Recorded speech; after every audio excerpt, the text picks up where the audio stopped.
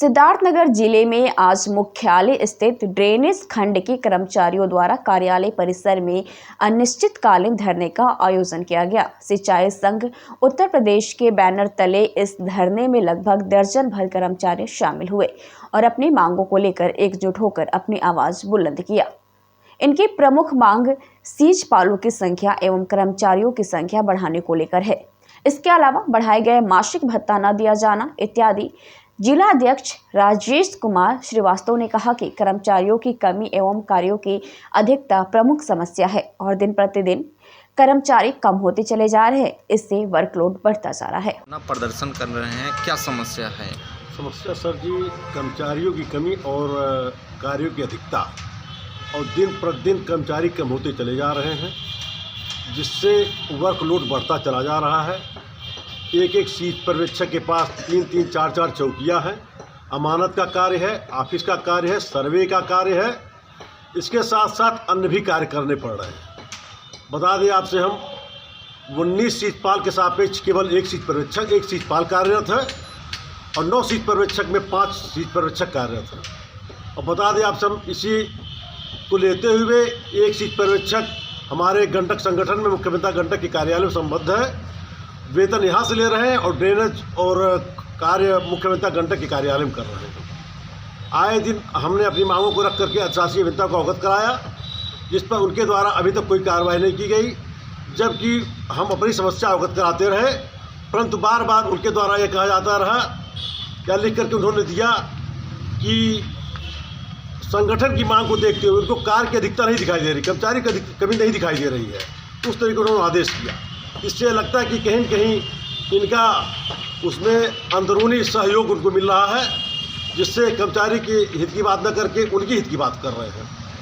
अगर आपकी समस्या का निस्तारण नहीं होता तो आगे क्या करेंगे? सर, ये धरना तो निश्चितकालीन पहले से घोषित किया गया, क्योंकि 8 महीने में सिफारिश करते करते मैं थक गया।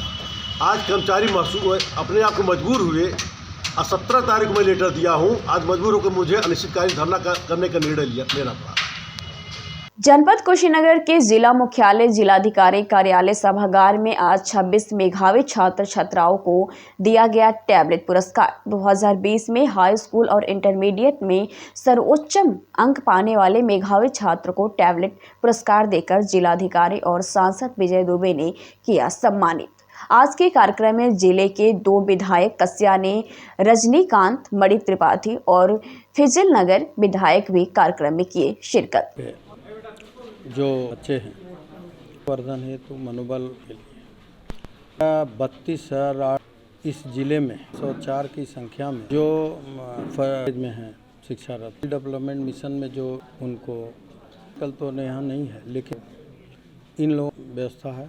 जो आप देखें ये क्लास स्केल है और हाई जो मेरिट में आए प्रोत्साहन स्वरूप हमारे उत्तर वित्तनाथ जी महाराज ने शिक्षा व्यवस्था की महत्ता ये प्रदेश आगे शिक्षा के क्षेत्र में पूर्व के सरकारों ने प्रवृत्ति अपनाकर छात्रों के मनोबल तोड़ने, ये उनकी सुधार आप देखे हैं कि व्यवस्था इस अब न के बराबर सरकार ने ये प्रयास कि जो मेघा में जो अंक हासिल करने हैं दक्षता सफलता भी मिले। सरकारों में क्या होता था, जो पढ़ने वाले हैं नकल वाले, उससे क्या होता है कि आपके था चाहे वो चरमरा जाती। इसी कारण से उत्तर प्रदेश के मुखिया ने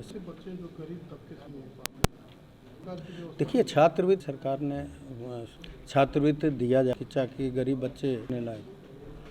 मैं तो समझता हूँ इस हमारे पार्टी से जो भी हम लोग के कानून में जहाँ भी बच्चे जो इनको छात्रवृत्ति फीस भी नहीं है, हम फीस माफ़ करवाते हैं।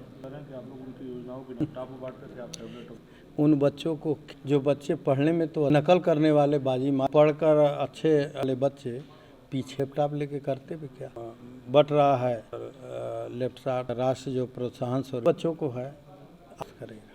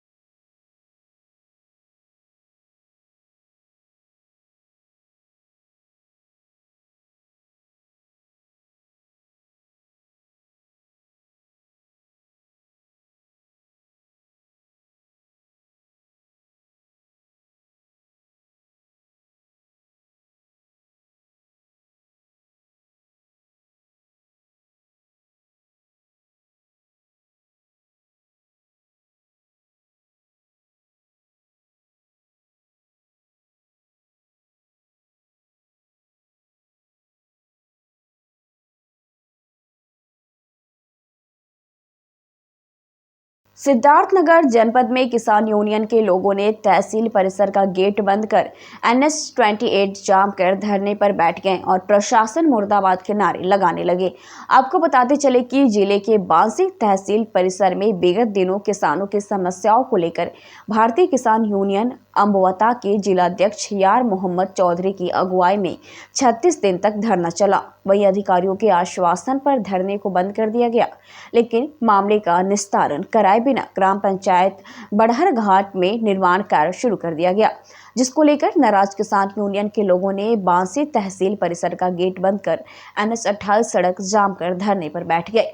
वही सूचना पाकर मौके पर पुलिस भी पहुंची। राष्ट्रीय प्रवक्ता और जिलाध्यक्ष से धरना बंद करने की बात कर रहे हैं। वहीं राष्ट्रीय प्रवक्ता कपिल देव राय ने बताया कि तहसील और पुलिस ग्राम बड़हर घाट में प्रधान को गुंडा बनाकर किसी के पट्टी के जमीन पर जबरन निर्माण करा रही है।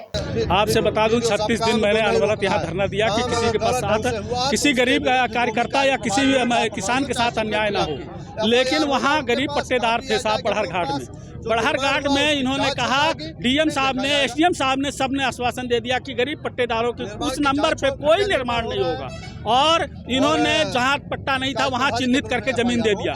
कल मैंने परसों 3 दिन से लगातार मैं रोक रहा हूँ और हर अधिकारी कह रहा है कि बंद है वहाँ काम। 3 दिन से जबरदस्ती आज कर यहाँ भर रात भर में ने जड़वा दिया हो। आप बता दीजिए, किसी गरीब के जमीन पर अगर निर्माण हो जाएगा तब यह हो जाएगा कि आप कोर्ट जाओ।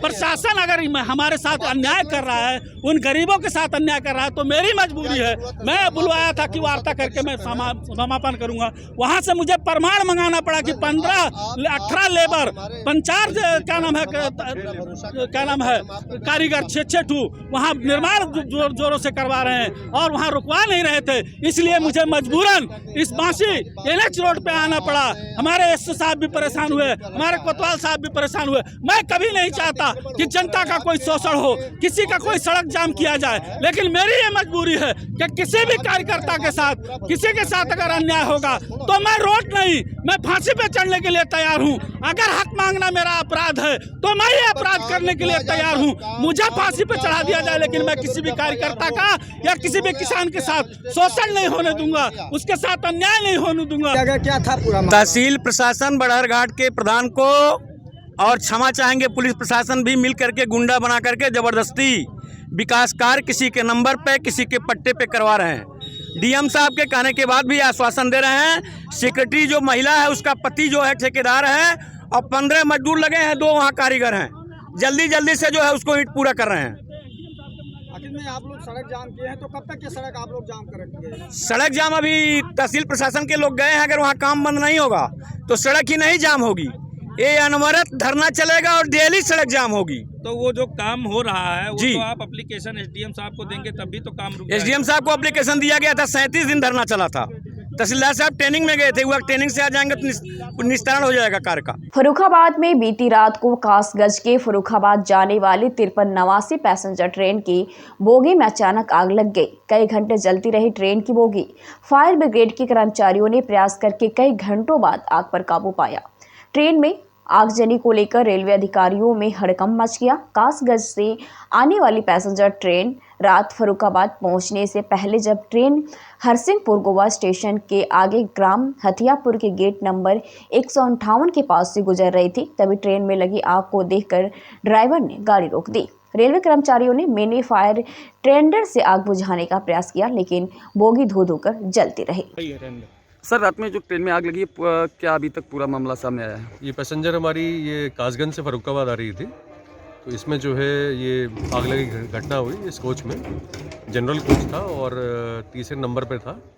इसकी भी जांच की जा रही है और जांच में थोड़ा वक्त लगेगा, क्योंकि कई पहलुओं पर जांच होगी कि इसमें किसी यात्री की लापरवाही से आग लगी और कई तरह के पहलू रहते हैं, तो इसका प्रॉपर एग्जामिनेशन करके सभी पहलुओं को देखा जाएगा। और ये अच्छा है कि हादसा टल गया, किसी यात्री के जानमाल को नुकसान नहीं हुआ और वक्त पे मतलब रेलवे ने इस कोच को अलग किया और अलग करके लाए। बाकी इसकी जांच जो है उसकी जांच जैसे की जाएगी। रेलवे को लोगों को कितना नुकसान हुआ इससे आग लगने से? इसका आकलन किया जाएगा। ये कोच तो अब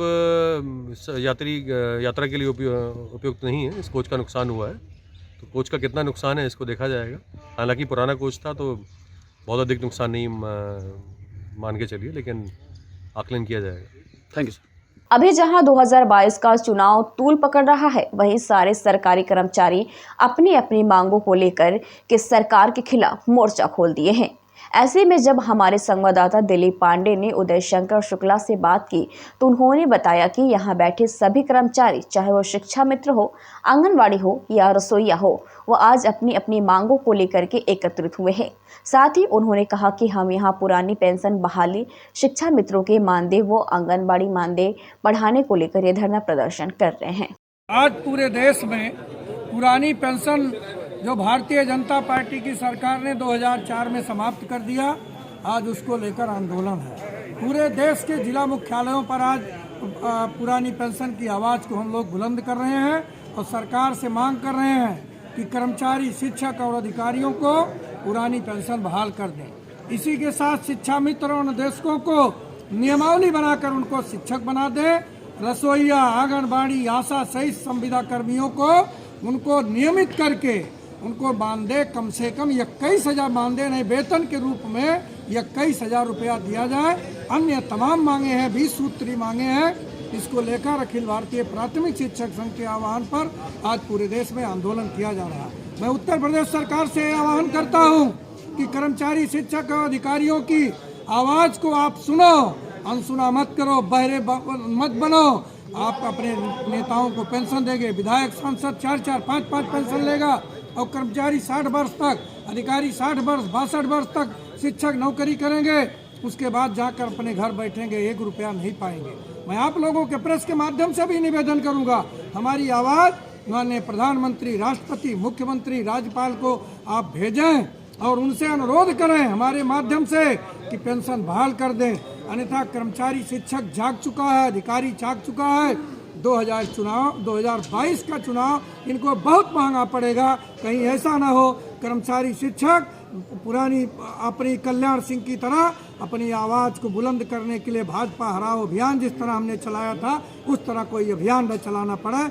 इसलिए मैं इनको चेताना चाहता हूँ आप लोगों के माध्यम से, तत्काल पुरानी पेंशन बहाल कर दे, शिक्षा मित्रों, निदेशकों को शिक्षक बना दे और रसोईया, आंगनबाड़ी, हमारे विद्यालयों में कार्यरत सभी संविदा कर्मियों को नियमित करके कम से कम 21,000 रुपया उनको खाते में मानदेय भुगतान करें। यही मांग को लेकर हम आंदोलन कर रहे हैं।